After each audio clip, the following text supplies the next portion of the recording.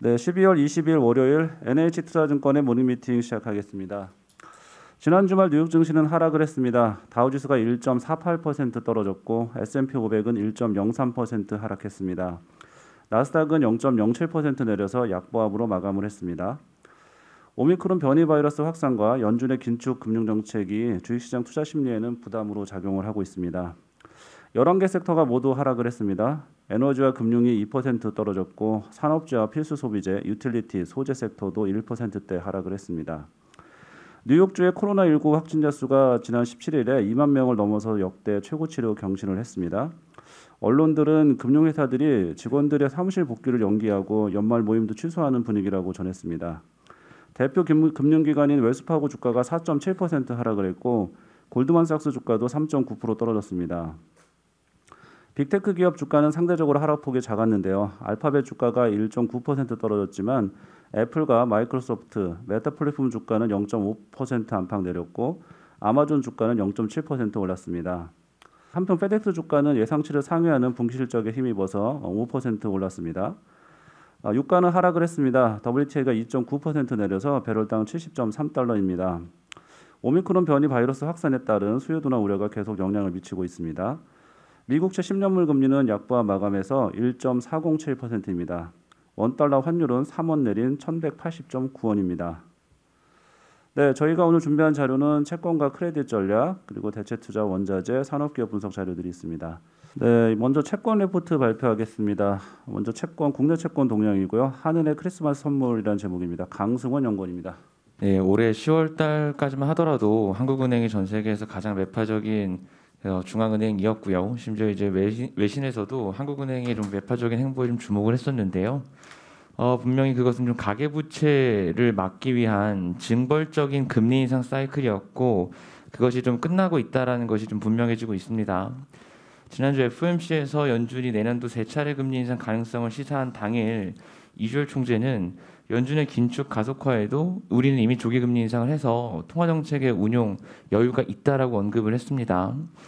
기본적으로 한국의 금리 인상 사이클이 사실상 후반부에 진입했다라는 의미임과 동시에 이미 시사했던 내년 1분기 추가 인상 이후에는 경기 여건을 점검하면서 굉장히 신중하게 추가적인 인상 여부를 결정하겠다라는 콜이고요. 사실 1분기 인상 이후에 2분기를 보시면 3월 9일 대선, 4월 1일부터 신임 총재 인선이 있습니다. 결국 2분기는 정책 공백기고요. 만약에 내년 1분기에 추가 인상하고 나서 한 번 더 인상하기 위해서는 하반기 경기 여건이 핵심입니다. 결국 1.25로 끝나냐 50 끝나냐 싸움이 하반기에 결정되는 건데 시장 컨센은 1.50 정도인데 저희는 1.25를 보고 있습니다. 하반기 같은 경우에는 우리나라 수출 증가율 둔화가 굉장히 분명해질 거고 우리나라 최대 수출 상대국인 중국의 경기 둔화 우려 역시도 있는 상태. 거기다 내년 연말쯤 가면 한국 물가는 1% 중반대 밑으로 내려오게 됩니다. 그런 점을 감안하면 신정부 출범 이후에 추가 인상이 하반기 쉽지 않을 거다라고 보고 있고요. 그런 거 감안하면 1.25 기준금리 감안하면 여전히 3년과 10년 둘 다 가격 메리트 여전히 있다. 여전히 단기채 위주의 매수 권고 드리고요. 마지막 미국채 말씀드리면 최근에 연준이 굉장히 긴축적인데 금리가 안 움직인다. 수수께끼 이런 표현이 많은데 미국 10년 금리는 금리 인상 사이클의 마지막 최종 목표 지점을 먼저 수렴하는 성격이 있습니다. 최근에 1.50에서 계속 막히는 이유도 미국의 연준 같은 경우에는 2024년에 2%까지 올릴 수 있어를 제시하고 있지만 시장의 기대는 유로달러 선물 시장 같은 거 보면 1.50에서 종료를 보고 있습니다. 23년에 1.50까지 올라가고 나서 종료. 저희 역시도 이번 금리 인상 사이클이 지난번 인상 사이클 고점보다 낮게 끝날 것 같긴 한데요. 저희 추정치 고점은 7호에서 204입니다. 1.75에서 2.0.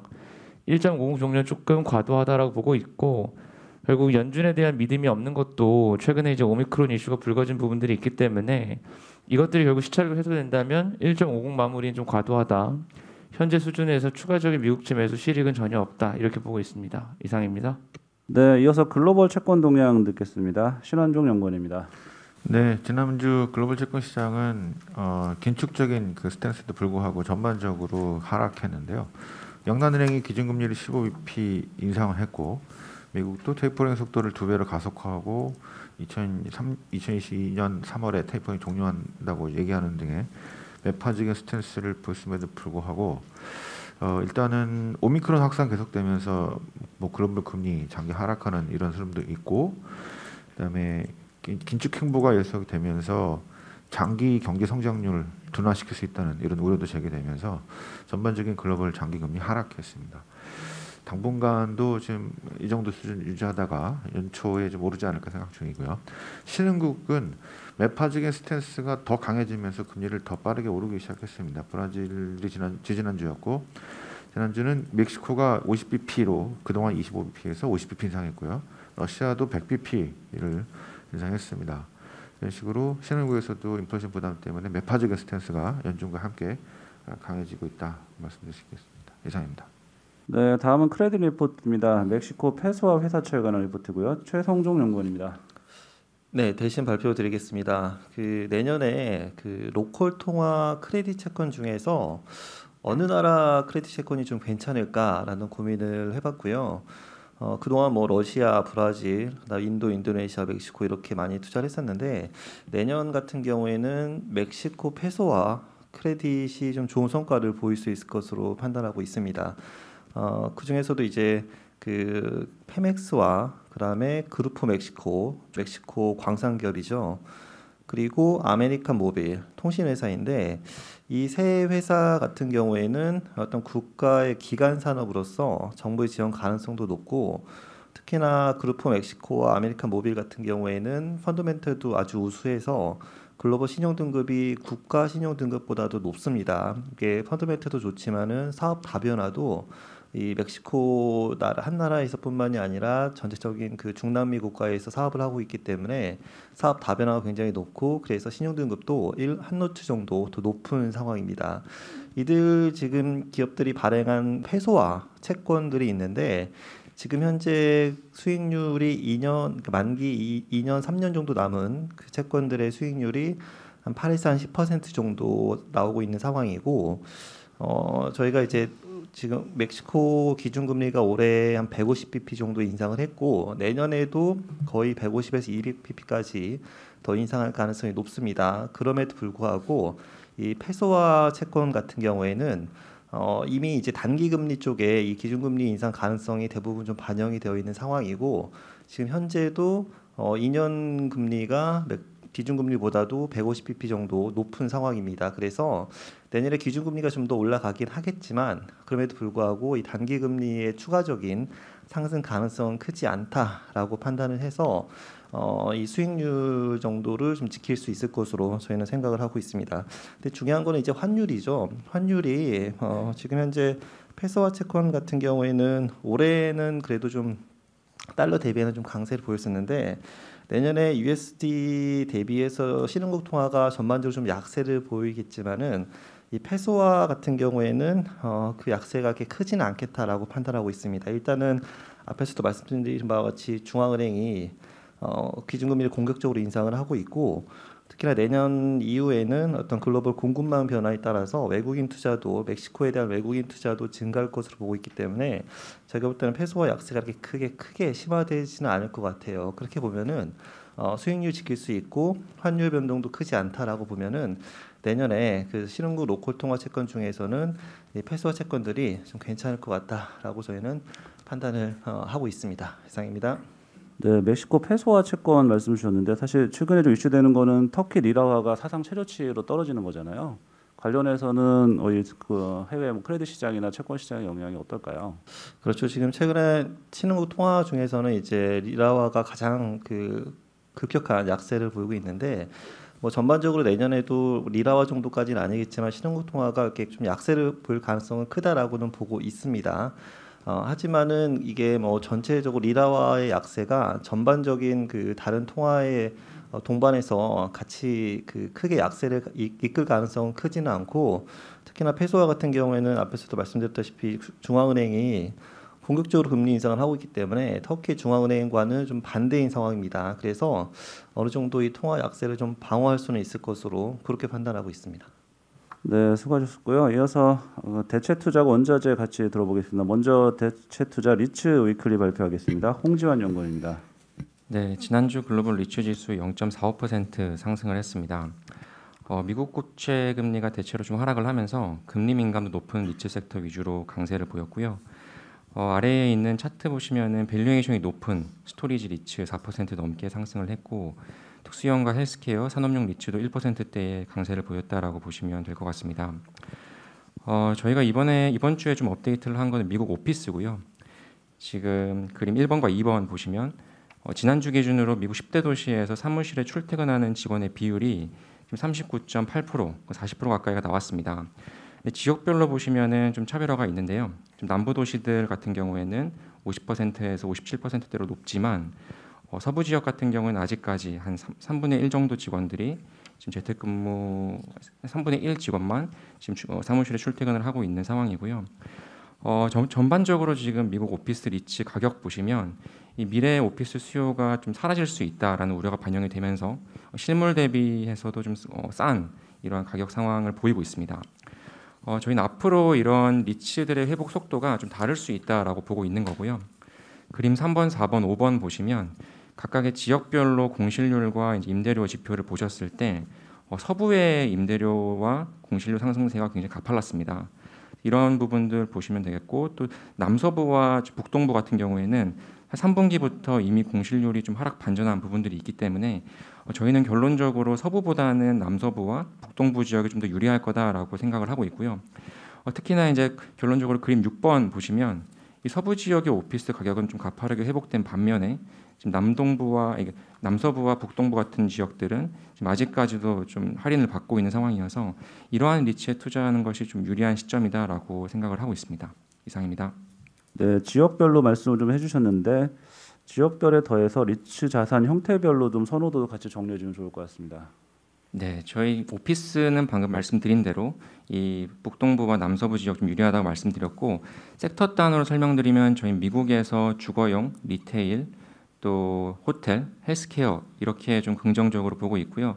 사실 미국 리츠가 올해 좀 많이 올라왔기 때문에 오히려 좀 업사이드가 클 수 있는 종목들은 이제 일본의 오피스, 또 호주의 혼합형 이렇게 보고 있습니다.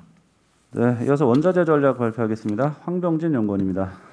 네, 원자재 말씀드리도록 하겠습니다. 지난주 S&P GSCI 기준의 원자재 시장의 수익률은 마이너스 0.71%를 기록을 했는데요.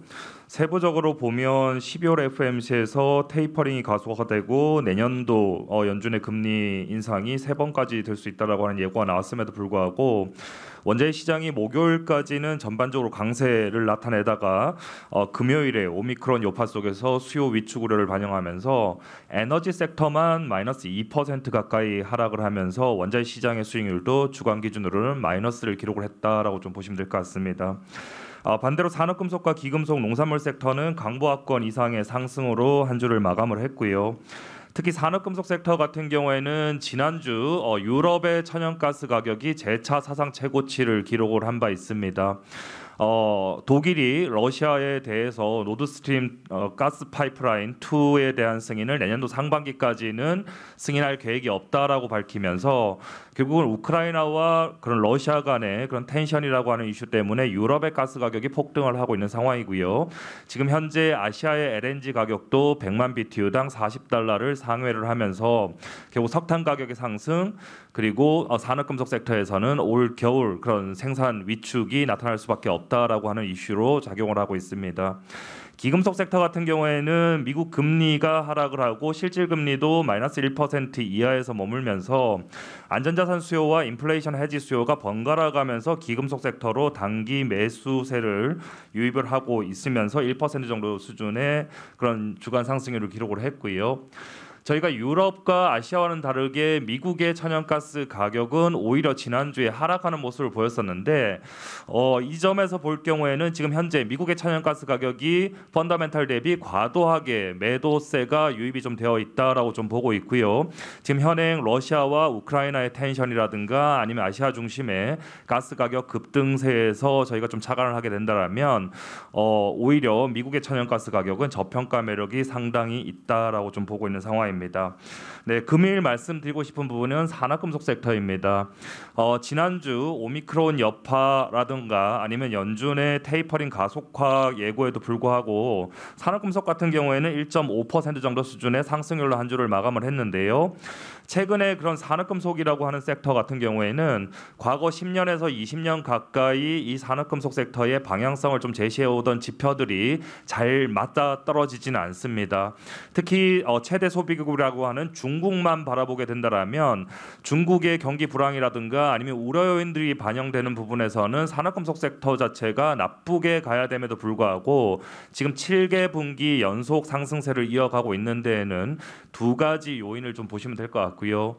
첫 번째로는 중국 경기 불황 우려에도 불구하고 위안화가 강세를 보이고 있다는 점이 여전히 최대 소비국의 구매력은 지지를 하고 있다라고 하는 팩터로 보실 수가 있겠고, 두 번째 요인은 과거 10년에서 20년 정도는 글로벌 전체 산업금속의 수요 성장이라고 하는 부분을 중국이 주도하는 산업금속 수요 성장이었다라고 보면 향후 10년 또는 향후 20년에는 신재생 에너지 인프라 주도의 그런 투자가 사실상 늘어나면서 산업금속의 수요 성장세는 중국의 수요가 둔화되더라도 선진 시장과 여타 신흥 시장 주도로 수요 성장 전망 자체가 긍정적으로 나타날 거다라고 좀 보고 있습니다.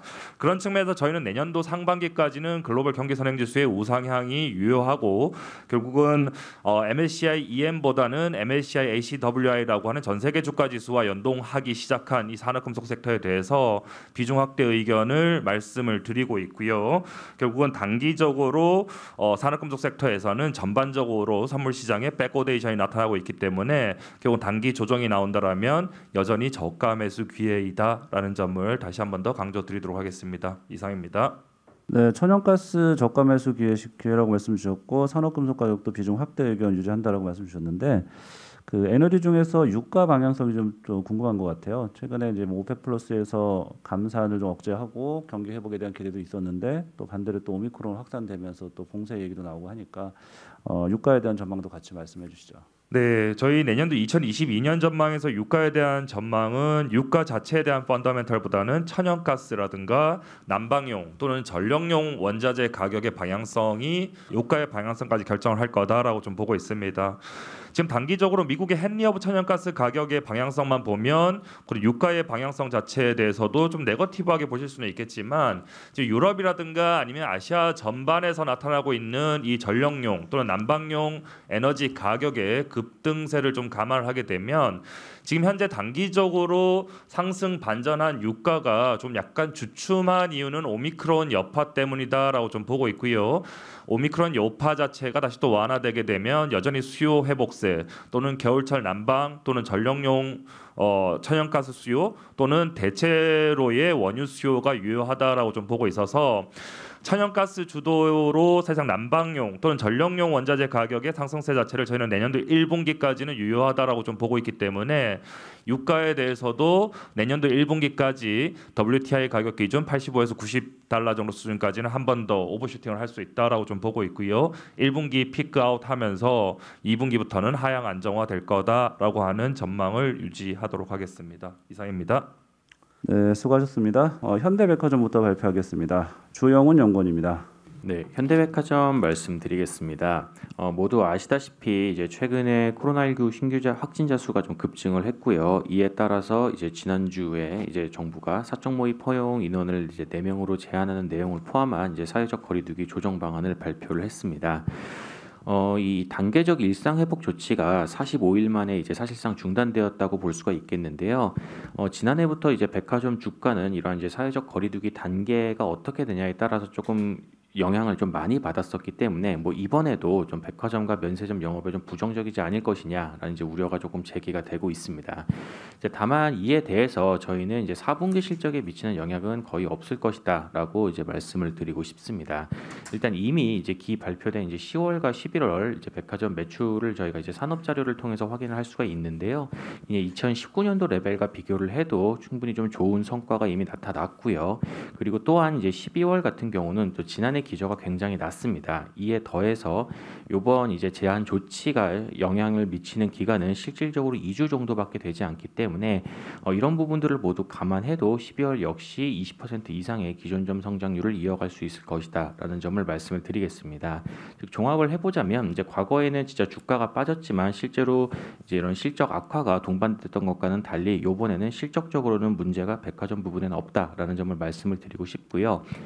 면세점 같은 경우에는 이미 지금 여행객 관련된 매출은 거의 없고 도매 중심의 사업 구조로 되어 있는 만큼 이번 조치에 따른 영향도는 사실상 없다라는 점을 말씀을 드리겠습니다.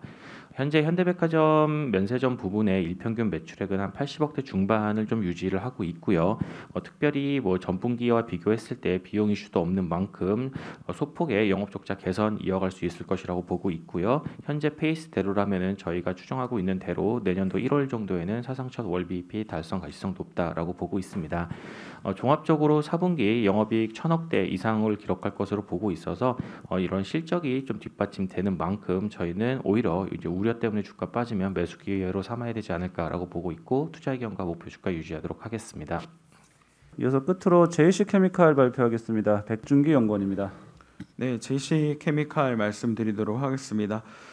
이 회사는 아마 좀 익숙하신 분들도 있을 것 같아요. 왜냐하면 저희가 포럼 때 이 회사 말씀을 드렸기 때문에 그렇고, 근데 오늘 이제 오랜만에 말씀을 드리는 거기 때문에 간략하게 좀 설명을 드리도록 하겠습니다. 일단은 이 회사는 바이오 연료 회사입니다. 바이오 연료라고 하는 거는 그게 이제 바이오 디젤이랑 바이오 중유 이렇게 두 가지를 보시면 될 것 같고요. 이 원료는 한 50% 정도는 팜유, 그다음에 동실물성 유지, 그다음에 이제 우리 기름집에서 쓰고 남은 폐식용유 이런 것들을 활용하는 이제 자원 재순환 기업이라 이렇게 판단하시면 될 것 같고요. 최근에 주가 흐름을 보시면 주가가 고점 대비해서 굉장히 많이 내려온 상황입니다. 왜 주가가 많이 빠졌을까? 세 가지 이슈 정도로 이제 요약을 드릴 텐데요.